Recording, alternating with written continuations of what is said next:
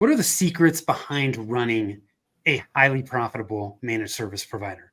In today's episode, we'll explore the key strategies and best practices that can transform your MSP into a thriving, lucrative business. Join us as we unlock the secrets to maximizing profitability in your MSP.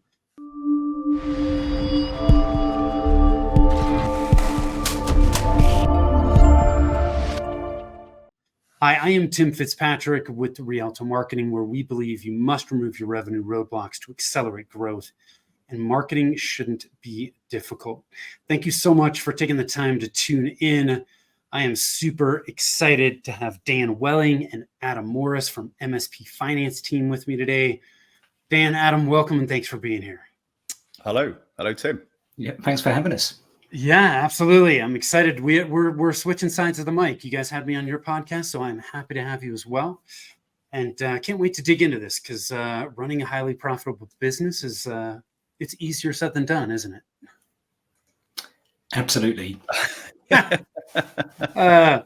So to help us get to know you a little bit, I want to ask you guys some rapid fire questions. Since there's two of you, we're gonna have fun with this a little bit.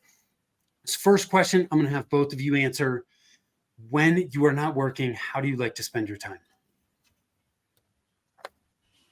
Whoever wants to go first. I'll go. So I play a bit of music. I play bass. I'm learning drums, which I'm having a lot of fun with, and play a bit of golf and lift a few weights to keep the aging process delayed as much as possible. Yeah, to keep it at bay. Yeah, as much as you can. Yes. Dan, how about you? Well, I'm a keen walker, so I'm always making sure I do my 10,000 steps plus a day. Live in a lovely part of the west of London, by the River Thames, so lots of walking by the river. And I'm a mad motorsport fan, F1 in particular. So I'm often glued to TV or at a circuit, even better, enjoying some petrol. Cool. I love it. Okay, Adam, what's the best piece of advice you've ever been given? A really interesting question, and I had to think quite hard about this one. Up there is stop worrying about what other people may think about you. Right? So yeah. I think, where does this come from? I'm not sure, but I think you maybe start to work it out in your mid-50s that people aren't actually thinking about you as much as you think they are, and even if they are, stop worrying about it. Man, I talk to my kids about this all the time. It's easier said than done. And some people never get there, right? But life's a whole lot easier when we stop caring about. Indeed. What others think. Okay, Dan, what's one thing about you that surprises people? Having said that, I'm a motorsport fan. Everyone would assume that I'm actually quite good at driving, but I'm totally rubbish. He's really not. Yeah, he's really not good at driving at all. Okay, so are you looking forward to self-driving vehicles then? Yes, actually, because I used to joke that I had a solar powered car because I never drove anywhere at night. It's always like to drink, so I'm particularly looking forward to that. Yeah. Oh, that's good. I love it. Okay, and then I'm going to ask both of you, where's your happy place? Where's my happy place? Well, fortunate to live in a nice part of the world in the UK with a nice garden and a nice sunny terrace.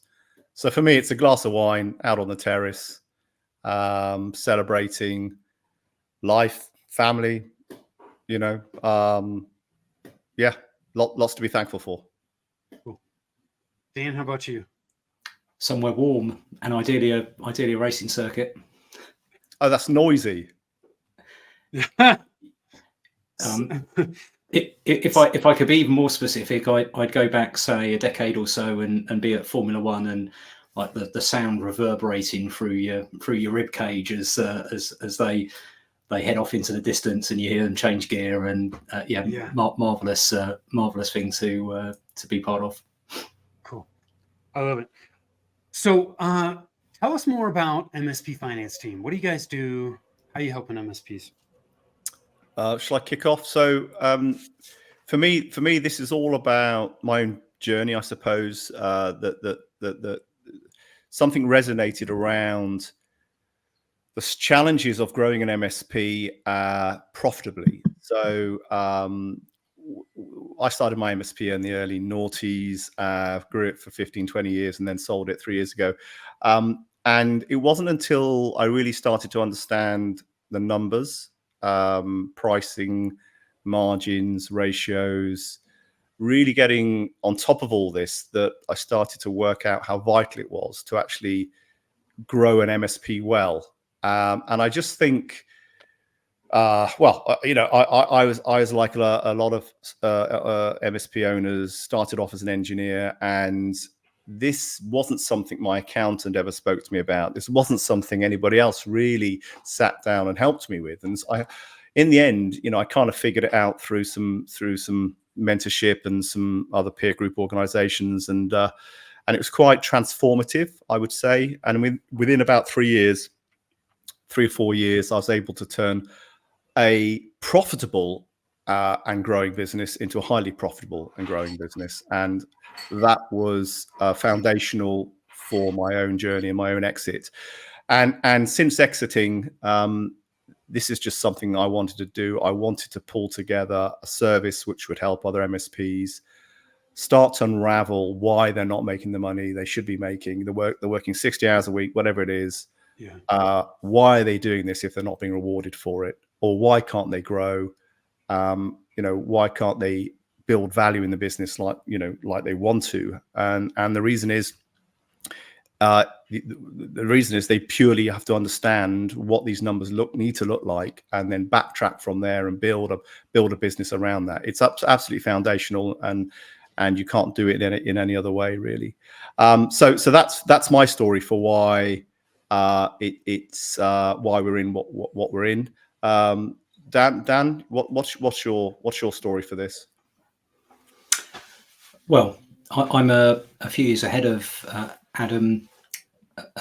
Actually, my exit was in 2014, so I'm a decade in, and actually at the time I thought I was done with IT, like a lot of people that exit a business. So kind of got a bit of shareholders fatigue, and looking to do something new.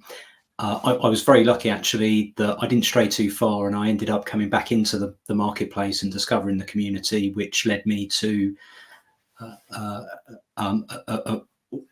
just a really enjoyable phase of my life, where I was able to employ the skills which I thought I had zero value at all. But actually, when I started talking to other people in the same position as I was, able to offer some guidance from a different perspective, and it was really helpful, and so that developed into mentoring, and in the process of mentoring other MSPs, we would get into reviewing the numbers, building a business plan, and they pretty much all were underserved in some degree, either in terms of their base knowledge or the support structure they had around producing numbers, and that's sort of where the idea came from. And again, a big shout out to community. Adam and I met through a UK peer group community, and following Adam's exit, we were already connected and chatting, and that's kind of where we came together. So cool. You never know where things are going to go, right? When you meet somebody or you meet people, so interesting to hear how people connect and become business partners a lot of the time. So I think that's awesome. So let's talk about finance stuff. Tell us a little bit more about the level of financial maturity that you see in the MSP market. And probably before you answer that, we should probably have you just touch on like what is financial maturity? Kind of what does that look like? So if you can break that down, I think this is an awesome place to start. Okay. So what is financial maturity? Well, I guess it's an aligned understanding of your finances from an overall business planning perspective. So starts with understanding with where you want to get to ultimately, and why you want to get there. That's pivotal, really. Otherwise, what's the journey all about? How do you know where you're actually trying to get to? So I think that's where it starts. And then, so you're talking about your long term, maybe it's 10 years, 20 years. What is it for? What are you building this business for? And then it's about breaking that down and starting to understand about, what does that look like for the next 3 years? What does that look like for this year? What does that look like for this quarter? And then it's all around, okay, what's this going to take from a financial perspective? And what do some of these numbers need to look like? What do we need to invest in sales and marketing? What do we need to invest in admin? How do we need to roll out our services? What product stack are we going to provide? What target market are we going to provide? All these different sort of questions, right? And then it's about understanding, therefore, what the numbers look like ultimately down into how you're packaging and pricing those products, so that you are making actual margins when you sell, and you're making not just enough money to pay your engineers and your direct service people, but also enough to pay for your overheads. And you shouldn't underestimate what that will require. You also need to understand the sequence around invoicing for something and the time it takes to collect the cash. And if that is several months, what impact does that have on how you go about billing for work, especially if it's large projects? So maturity is about really understanding all of these bits and pieces: the cash flow, the balance sheet, the margins, the profitability, and reviewing and monitoring your performance against what you want to happen, so that you can change course and refine as appropriate. Sharing that information with your leadership team, even better, share it with your business so they understand what's going on. And continuous improvement, I suppose, really understanding that by looking and analyzing these things, you are going to get better at it, and your business will improve. I can't remember what the saying is now, but something like, if you don't measure it, you can't manage it. That wasn't quite right, but that is key. So that's what I would say as a long drawn out answer is what maturity is. So where are most MSPs in this process? Hovering a little bit over 0, on their way to 1. Okay. if you assumed a five step maturity o-meter, and I think it's what you would expect it to be. If you look at the demographic of who owns an MSP, the majority are engineers by trade, IT technicians, probably by training. Some will have worked in probably a larger business in an internal IT role, and therefore been not exposed necessarily to managing a business, say 50, 100 people plus, if they had an internal IT role. And the other route that perhaps MSP owners would have taken is via other MSPs, where again they may not have necessarily got to that senior leadership team level in an evolved and high maturity MSP business. And in fact, if they were disenchanted with who they were employed by before, which was their spark to start their own business, which again is very common, we see, then naturally they're not going to have those skills, and as Adam alluded to earlier, very few actually get the support environment around them, because your typical compliance statutory accountant will not be diving into management accounts, which is one of the key things we harp on about. I'm sure boring people, but absolutely key. The compliance accountant's going to engage once a year. They're going to work out the taxes, and that's probably 6 months or so after the year end. So it's like 18 months after the actual the crime happened. You didn't make money, or you lost money, worse.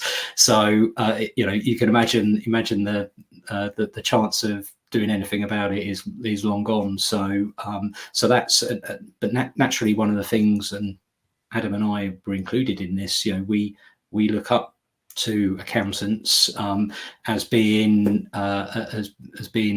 people of good standing and experts in business, and naturally wrongly we might expect them to be guiding us, but often that isn't the extent of the remit and the price that's paid for the service. So yeah, very very low, and a good majority would probably judge their financial standing at any point by looking at their bank balance. Which, okay, I was thinking that, and I was going to ask you that. So thank you for bringing that up. Right, it's kind of like at the end of the month, how much money do I have in the bank? Okay, I'm good. Yeah. But obviously, we need to dig deeper than that. And I was just going to add, actually, that it's not always correlated with size. So you can have some larger MSPs which are still struggling, and you can have some smaller MSPs that have it pretty well organized. Yeah. It tends to correlate with size, but it doesn't always correlate with size. And one of the interesting things is you can work with MSPs out there who are growing, who are doing quite well, and they've managed to do it without having formal, structured financial maturity in place. So if they can do that, then they can really kick on. Or the flip side, you've got a good business, but they've just taken their eye off the ball. They're now in severe cash flow issues. They're not sure how they're going to pay their suppliers at the end of the month, pay payroll. They don't really know where they are. They don't really understand why it's happened. And that's possibly because they've got to where they are without having to really look at this. But to kick on, to grow, to be resilient, to handle downturns, all of these unforeseens, you need that level of maturity to be able to provide you, with that kind of resilience. Yeah.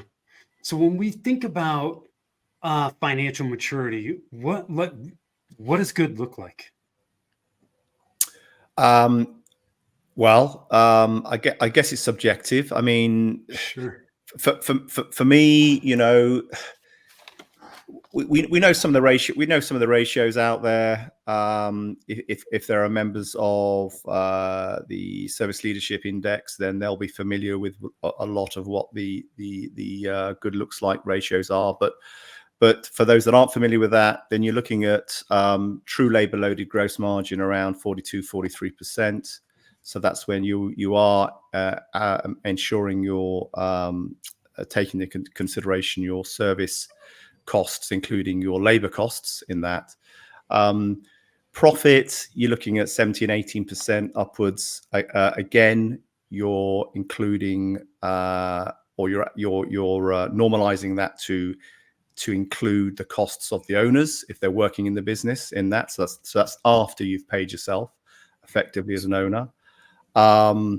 So and generally, actually, that's one of the areas that a lot of smaller MSPs tend to forget about. So they might be making, let's say, 300,000 profit, for example. Aren't I doing really well? Well, yeah, maybe, but maybe you need to be paid 150,000 actually if I was going to buy your business, in which case you're only making 150,000 profit, aren't you? Not 300,000. So you're not doing quite as well as you think you might be doing. So, and if you're only making 50 profit and you haven't paid yourself, then you've got real problems. Yeah. So this is important for business owners to kind of understand some of these fundamentals. Your business needs to make profit over and above what you take as an owner, assuming it's a standard industry standard level of compensation. So that's margin, that's profit.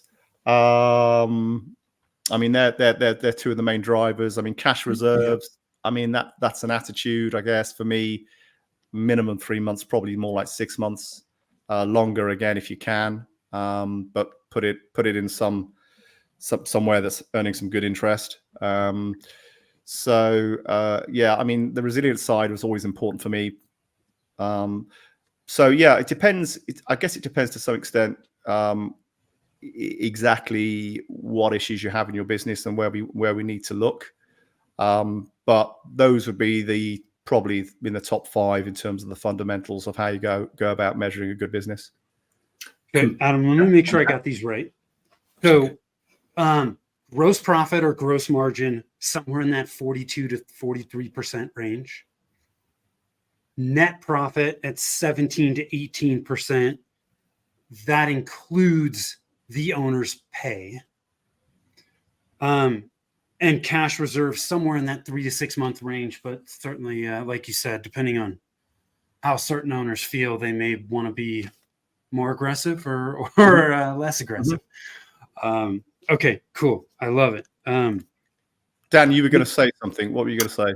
Yeah, obviously agree with all of that. But then I was going to expand perhaps to add some of the behaviours and activities that support those numbers as outcomes. So, high maturity are producing monthly management accounts. Again, apologies for boring everybody on this, but that basically means we've got an accurate and a timely view of the business. The management account should be by the middle of the following month for the preceding. They should include adjustments for accruals and prepayments. They should include deferred income, and they should also, in particular to the MSP market, they should take account of a true stock position. It sounds odd, but MSPs, their predominant business model is monthly recurring revenue. Yep. Naturally, they get involved in selling one-time products and services as well, but often they're not accounting for them in the right way. So an easy trap for someone to fall into is they buy a PC the last day of the month, they invoice it to the customer the first day of the following month. That's going to decrease your position in that preceding month and artificially inflate your position the following month. And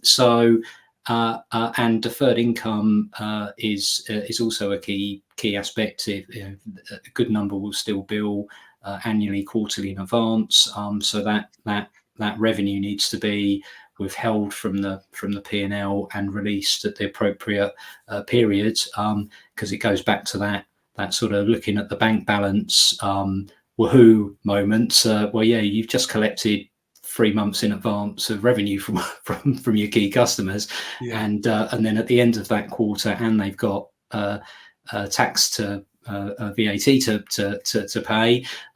Suddenly they're in negative, and they've just worked hard continually all the way through, not realised what's going on. So and then the final thing that builds on management accounts, once you know where you are today or within the month, the next level of maturity is then right. Well, let's now look ahead. And therefore having a budget that looks out 3 years ahead is the sort of level to get to. It's going to be more detailed and more accurate over the next 12 months, but years 2 and 3 should have some substance to them. And then looking at that combined with a proactive commercial measure and manage of the business by way of having a pipeline, so you know what opportunities are coming in, and you can start to more accurately plan where you are, where you're likely to be next month, but also know where you are solidly this month as well. I have a couple questions I want to pull out of this because this is great. The first one, it has to do with collecting payment from customers.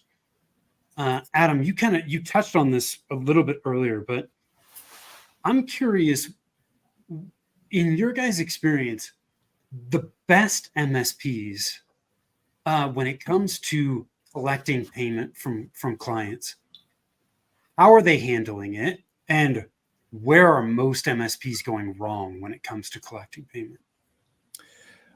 Well, I can use my own experience to some extent. So when I first started my MSP, I would wait to the end of the month and invoice at the end of the month for the month that's just gone past, and then I'd give them 30 days credit for that invoice. So the best I would get is being paid 60 days after I started providing services, and that's if they paid on time. And this is, we didn't have direct debit all the time or any automation around it. So it could be literally, 60 days, 90 days, 120 days before I was being paid.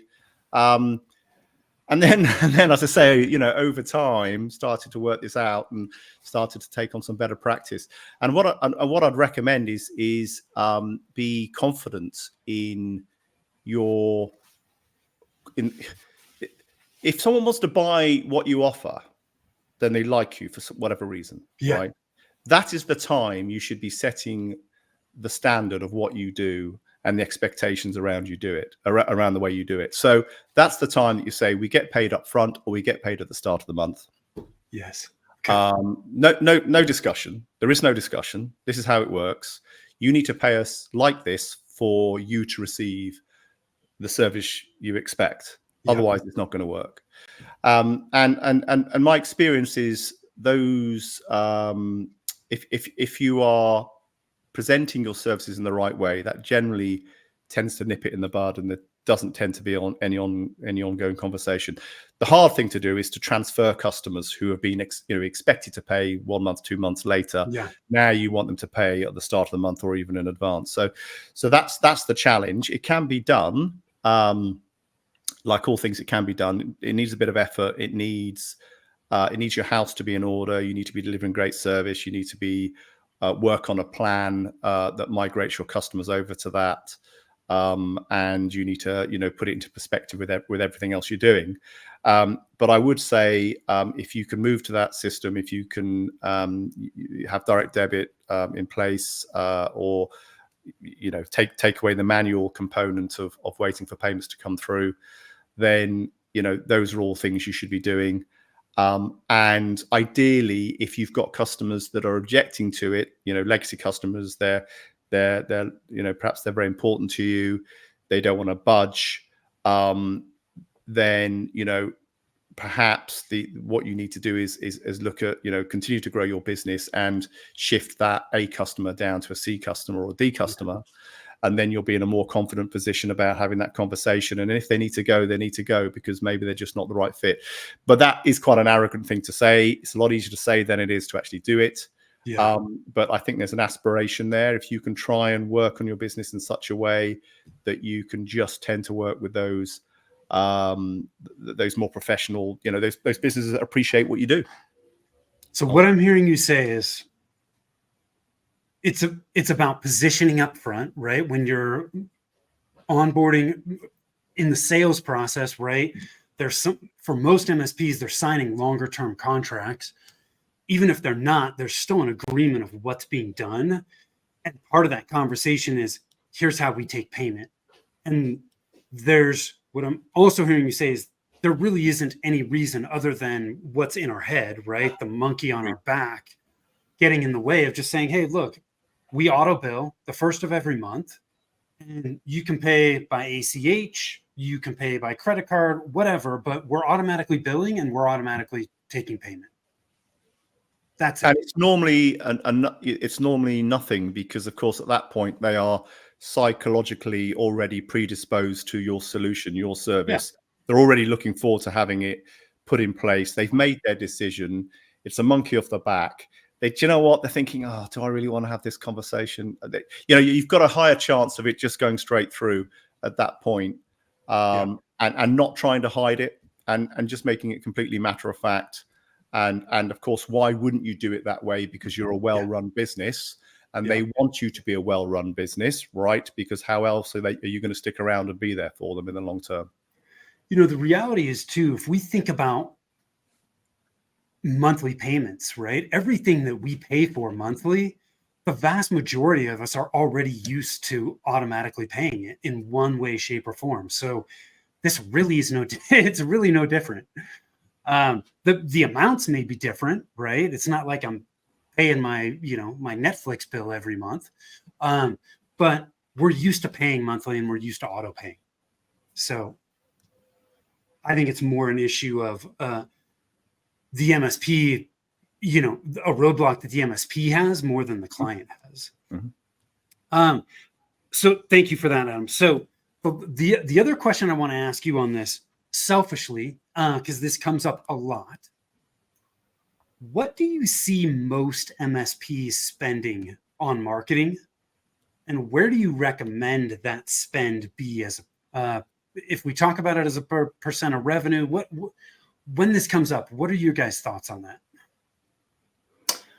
Well, interesting question, and it's a pretty regular discussion point. I think with all MSPs.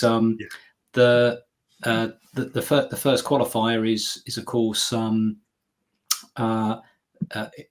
it depends on the stage of business. So and that would therefore drive the percentage that they might be, like if you're trying to get it down to a percentage of say revenue, and if and the rate of growth that the MSP is striving for. So if you've got a well-established large business, then their relative percentage spend might be lower than the younger smaller MSP.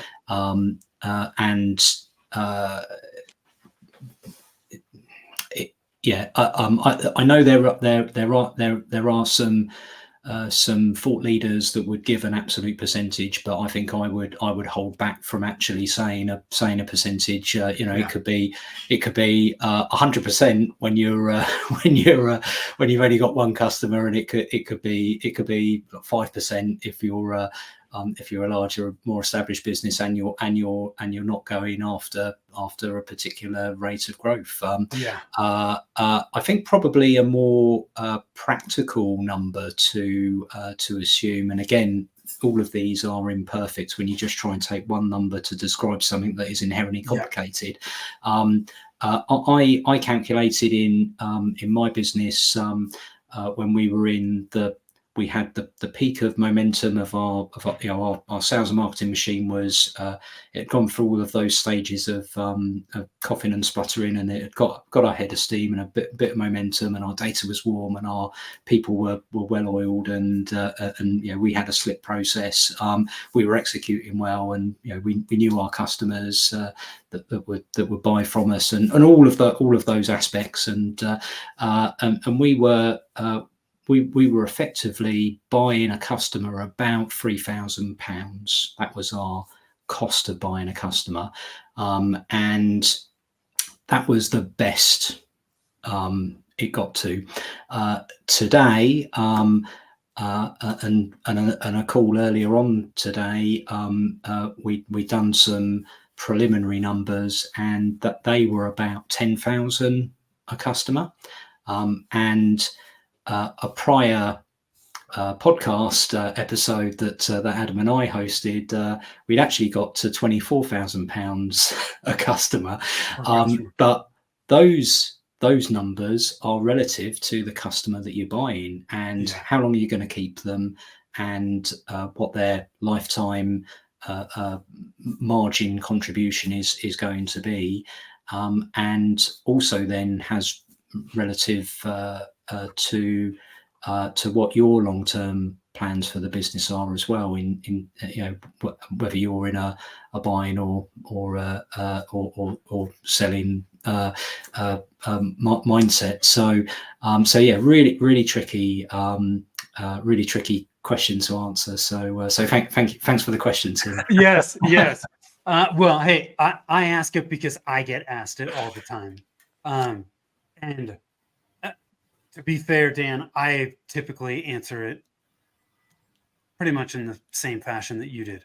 I will give percentages, but I preface that by just saying, look, this is a general rule of thumb. It really does depend on, like you said, where are you at? How profitable are you? And where do you want to go? Somebody that wants to grow 10x in 5 years is going to need to spend a hell of a lot more than somebody that wants to grow 2x in 10, right? And also, what are you including in the costs? Are you including the owner's time? including account management, time? Yeah. Or is this just what you're paying an agency for and some SEO for? So Yeah. so what it is what actually are you including in this total? I think by the time you include if you're the main salesperson and you're the owner and you're out there for half of your time knocking on doors and going to events and speaking to people, then that's a cost of acquisition, isn't it? You are a salesperson, you're the headhunt, you're the hunter. Plus, you might have other people doing some account management. That's leading to some referrals. That's leading to new business. So it's complicated to try and unravel exactly what it is you're spending. Yeah. But the reality is, back to my former point, when you price your services, you need to ensure you are going to make sufficient margin to be able to pay for this. Yeah. If you don't, you're going to be dead in the water. You're going to be servicing your clients, and you're not going to be able to grow. And you're just going to be hanging around for some referrals, hopefully keeping your fingers crossed. And it's going to be hard work. Yeah. Yeah. So you guys both exited MSPs. There's a lot of selling, mergers, acquisitions activity in the space. If I'm an MSP and I'm thinking about selling, well, how do you value it? Well, there's another interesting question. So thanks again, Tim. Yes. So I mean, we have we probably don't have enough time left on the episode to go into a lot of detail, but let me summarize it as Adam and I, when we go through the process of valuing MSPs, and that is something that we do on a regular basis, and in fact is baked into the aforementioned budgeting and business planning process. So not just those active, but those planning to planning for the long term. We use a number of mechanisms that effectively triangulate in to give normally the right answer. And that the right answer is obviously different depending on whether you're a buyer or a seller, and again, it's a complicated process to accurately value an MSP business. At the smaller end of the market, we tend to use a core MRR MSP service, and all the gross profit for that core service as the multiplier, and that only really works for businesses, say, but below $1 million, and in some cases, much smaller.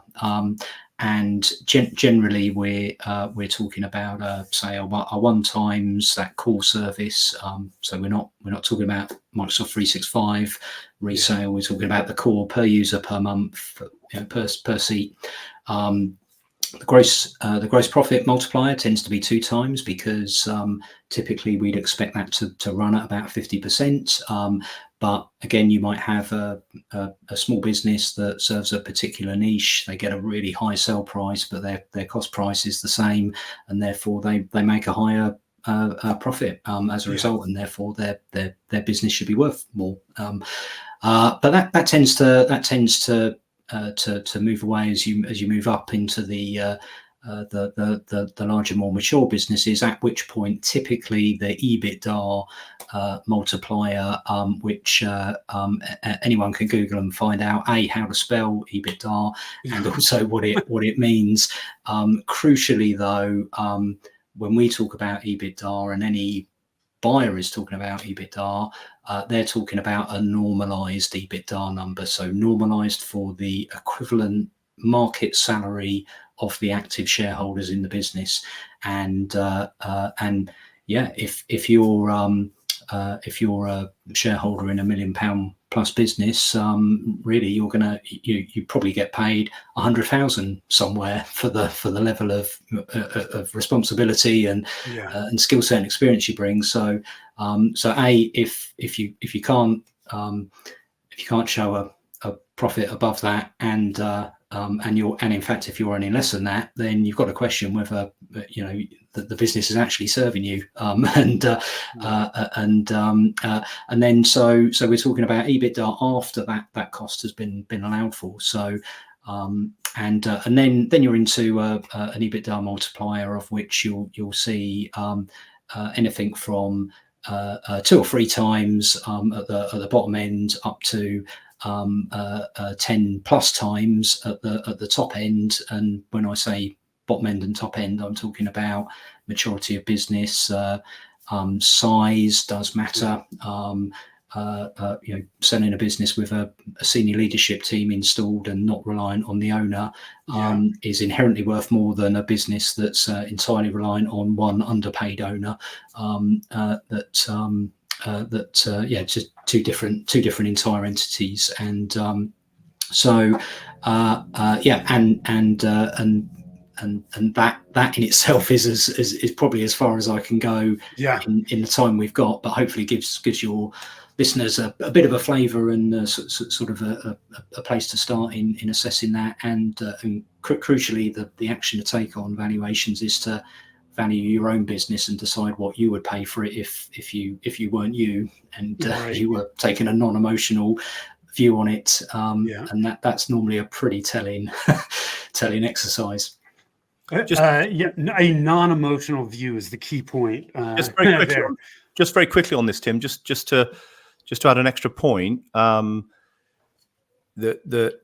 I certainly didn't understand for years, and didn't really understand why. I understood why people bought businesses, but I didn't really understand why they bought them, and that's because the multiples increase with the amount of EBITDA. So if you can double your EBITDA by buying another business, you'll more than you will increase your multiple of that proportionately. So you win twice, and of course that is why there's so much M&A going on, and it's just a real fundamental part of the jigsaw puzzle.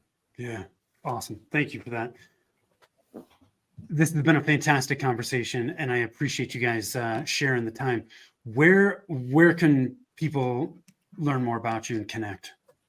They can, the MSPfinance team.com. Scrolling at the bottom there. That's probably your starting point. And drop us an email. We're on LinkedIn. We have a podcast. It's a numbers game. Please have a look at that. If you're walking your dog or going down the gym or something, and you want to be mildly entertained, then perhaps have a listen to that one. All feedback very much accepted. Anything else, Dan? Have I missed anything else? Only the fact that we do tend to get out and about to events. If you're in the London vicinity, I coordinate the London Tech Tribe meetup, and there are other Tech Tribe meetups are available, and we go to CompTIA, ConnectWise, IT Nation, Evolve, those sorts of places. So if you see us, come up and say hello. We're very friendly. Yeah, always interested in a chat, and seriously, always interested in just helping anybody out there that may need some help. Just really like doing that stuff. So awesome. Adam, Dan, thank you. Connect over at MSPFinanceTeam.com. Those of you that are watching and listening, appreciate you as well. If you want to connect with us, you can do that over at rialtomarketing.com.